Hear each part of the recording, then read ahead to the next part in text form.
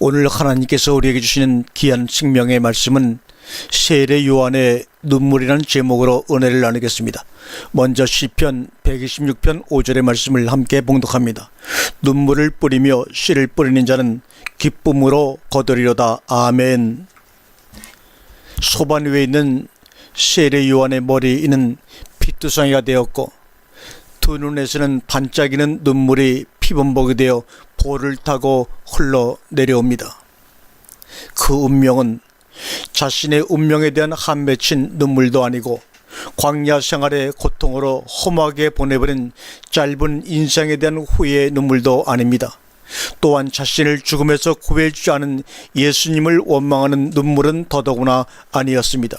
그것은 자신이 행하였던 물세례의 의미를 사람들이 모르고 있기 때문인 것입니다. 세례니 침례니 갈라놓고 머리에 찍어 바르는 것이 맞느냐, 물에 푹 담갔다가 꺼내는 것이 맞느냐 하면서 서로 우기며 싸움을 하는 그들이 안타까워서 흘리는 세례 요한의 눈물입니다. 입으로는 하나님의 뜻대로 산다는 그 사람들이 세례 요한의 눈물을 보지도 못하고 깨달지도 못하고 있는 것입니다. 단지 그들에게 있어서 세례 요한은 모세 율법과 함께 구시대 유물로 사라져버린 자신들과는 전혀 상관이 없는 헤롯과 헤로디아의 간통 사건을 책망하다가 머리가 잘려 죽은 어리석은 사람으로만 알고 있을 뿐입니다. 세례 요한은 자신이 할 일을 충실히 행한 사람입니다. 자신이 무슨 일을 어떻게 했는지는 또 모르면서 다 이루고 떠난 사람입니다. 그는 예수보다 먼저 왔기 때문에 떠나야만 했던 사람입니다. 그것은 사람들이 예수에게 갈 수 있는 길을 닦아 놓았기 때문입니다. 이것이 하나님의 작정으로 정해져 있는 세례 요한의 삶이요 사역입니다. 2000년쯤 예수님보다 먼저 왔던 세례 요한은 지금도 믿음의 후진들 가슴 한 구석 한 구석에서 한숨을 쉬고 있지만 많은 사람들은 그를 알아보지도 못하고 알려고도 하지 않은 채 번쩍이는 십자가만 우러러 보고 있습니다. 그래서 많은 사람들은 지금도 세례 요한을 알지 못하기에 예수님도 알아볼 수 없어 오늘도 이곳저곳을 기웃거리며 방황하고 있는 것이 현실입니다. 오실 그이가 당신입니까? 당신이 그리스도입니까? 우리가 다른 사람을 찾아가야 합니까? 여자가 낳은 자 중에 세례 요한보다 큰 이가 일어남이 없도다. 그러나 천국에서는 지극히 작은 자라도 저보다 크니라. 많은 사람들은 자신들이 당연히 천국에 있다고 생각을 하는 모양입니다. 그래서 율법적인 세례 요한은 자신보다 극히 작은 자에게 필요 없고 예수 그리스도와 함께 사는 삶을 살아가노라고 당연한 듯이 말을 합니다. 주의 이름을 부리며 목사님들에게 물세례도 받았고 11조도 정확히 하며 성경도 열심히 연구하여 많이 깨달아 구원의 말씀도 전하고 이웃에게도 좋은 일을 많이 하여 사랑을 전하기 때문이라고 합니다. 율법도 사실은 제대로 알지 못하면서 말입니다. 마음은 예수 십자가의 은혜로 천국에 가 있습니다. 그러나 그것은 자기 관념을 따라가는 땅의 생각이요 영원한 죽음으로 요동쳐가는 배인 것입니다. 그래서 예수에게 밀려 가버린 세례 요한은 성경의 한 귀퉁이에서 오늘도 피눈물만 흐리고 있는 것입니다. 형식이 되어버린 물세례를 아무런 의미도 모르면서 주고받는 현실, 그리고는 그것을 보고 성령의 불세례를 받았다며 스스로 예수라로 된 듯이 기뻐 날뛰는 인생들이 세례 요한을 끝없이 한없이 슬프게 합니다. 첫 번째로 소리와 물세례. 요한복음 1장 23절에 나는 선지자 이사야의 말과 같이 주의 길을 곱게 하라고 광야에서 외치는 자의 소리라고 스스로 고백합니다. 마가복음 1장 8절에 나는 너희에게 물로 세례를 주거니와 그는 성령으로 너희에게 세례를 주시리라. 마이크에 볼륨을 올려놓고 왕왕대며 소리 지르고 고함을 질러대는 설교는 소리일 뿐입니다. 그것은 광야에서 물로 세례를 주며 소리를 질러대는 광야의 세례 요한과 다를 바가 없는 것입니다. 그래서 그렇게 외쳐대고 떠들었던 저와 여러분들의 목은 잘려야 하는 것입니다. 그래서 피 흘려 잘린 목은 소반 위에 올려져야 하는 것입니다. 소반, 이 소반이라고 하는 말은 헬라어로 피나크스입니다. 이 말은 프라크스라는 말에서 유래가 되었는데 프라크스는 비석이라는 말입니다. 비석에 올려진 세례 요한의 머리는 율법의 미완성품인 것입니다. 꽉 차지 못한 요한의 머리는 율법의 덜 익은 열매인 것입니다. 서판 위에서 율법으로 채워져 익혀진 열매는 헤롯이 세금으로 받는 것입니다. 목이 잘린 사람은 말이 없어져야 합니다. 여러분들의 그 땅의 소리가 잠잠해져야 사람들은 예수에게로 갈 것이기 때문입니다. 누가복음 9장 35절에 구름 속에서 소리가 나서 가로되 이는 나의 아들 곧 택함을 받은 자니 너희는 저의 말을 들으라고 소리가 그치며 오직 예수만 보이시더라. 땅의 소리가 사라져야 예수님을 볼 수도 만날 수도 있는 것입니다. 예수에게 보내라. 이제는 나의 소리가 아닌 예수님을 볼 수 있어야 합니다. 그래야 천국이 가깝고 소리 지르고 소리 지르던 여러분들의 말대로 천국을 향해 한 발 더 가까이 가는 것입니다. 하나님은 산자의 하나님이기 때문에 하나님을 찾는 생명들은 계속 자라야 합니다. 물세례를 받고 자라서 성령 세례를 받아야 될 사람들을 붙잡아 뒤섞어 놓고 어쩌겠다는 건가? 곱게 다 자란 처녀들을 가두어 놓고 물만 찍어 발라주며 세례도 신랑도 모르는 노처녀로 말라 죽게 하려는 것인가? 아니면 영원히 자신이 데리고 살겠다는 것인가? 관연한 딸은 빨리 좋은 신랑에게 보내야 합니다. 남주기 아깝다고 계속 붙잡고만 있으면 바람이 나서 아무에게나 눈 맞아 도망가 버리고 마는 것입니다. 그래서 당신이 구원하려던 한 영혼이 당신의 욕심 때문에 망치고 마는 것입니다. 이제는 여러분들의 소리로만 예수 그리스도 운운하지 말고 직접 만나보게 하여 혼인잔치를 벌려 그리스도와 하나 되게 해야 합니다. 신랑 신부가 만나야 새 생명이 탄생할 수 있기 때문입니다. 그 새 생명만이 당신의 소리가 아닌 하나님의 생명의 말씀을 스스로 들을 수 있게 되는 것입니다. 광야에 버려진 핏덩이를 물러씻겨 하나님 앞에 세움이 진정 여러분이 행할 물세례인 것입니다.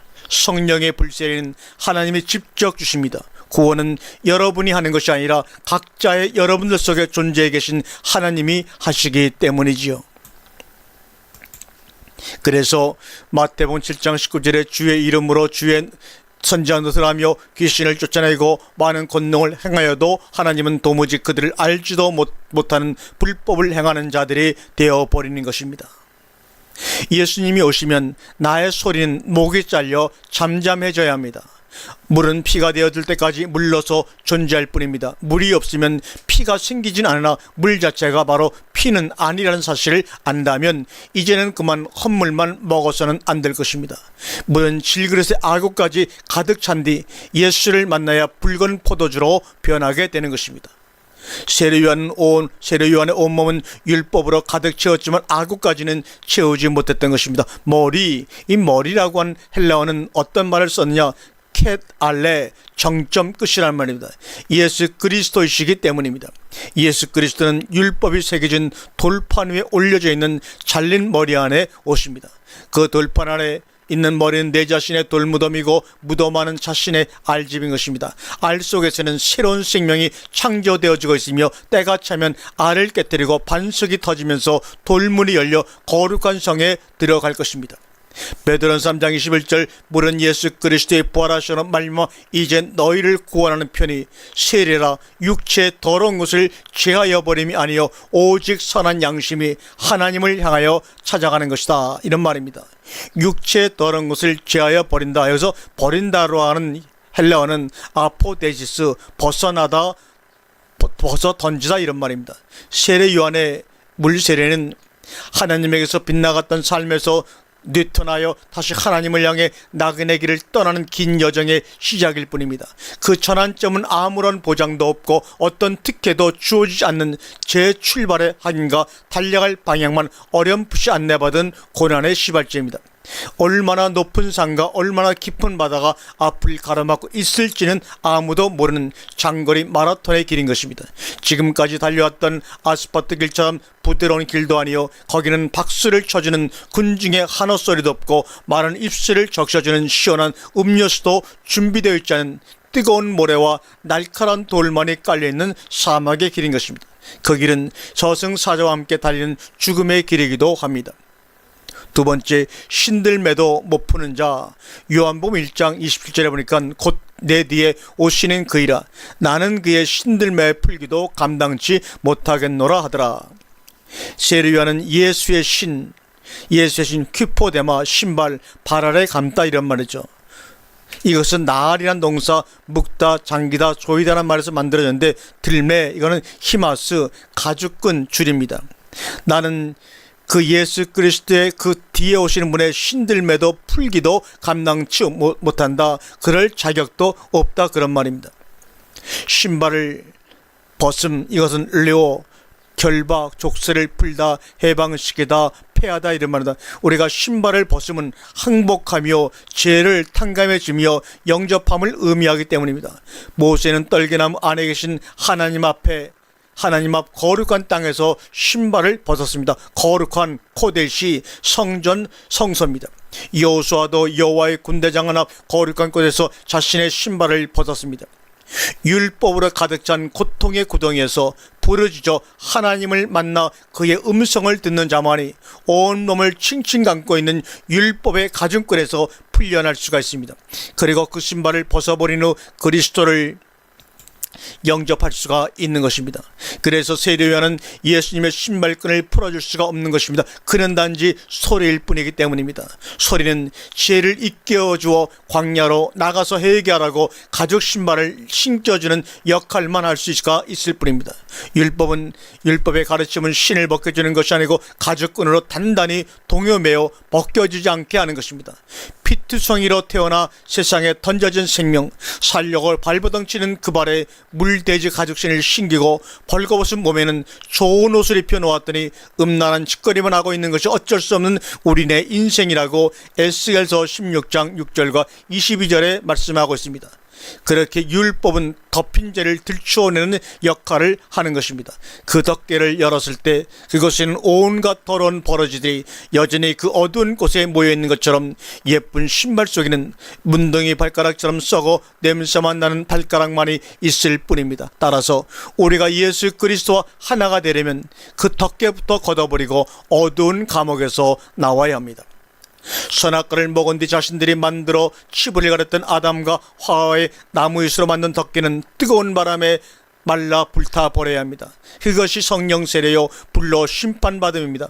그리고 동산을 쫓겨나올 때 하나님이 지어 입히신 가죽옷은 창에 찔려 피 흘리며 벗겨져야 합니다.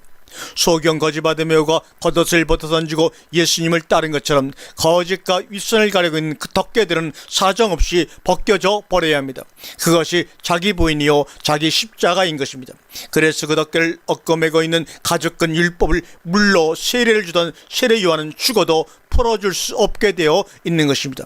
예수님 자신이 그 가죽끈 채찍을 맞아가면서 십자가에서 죽어야 될 운명이었던 것처럼 우리도 온몸을 파고드는 채찍질로 피를 흘리며 자기 십자가에 달려야 하기 때문입니다.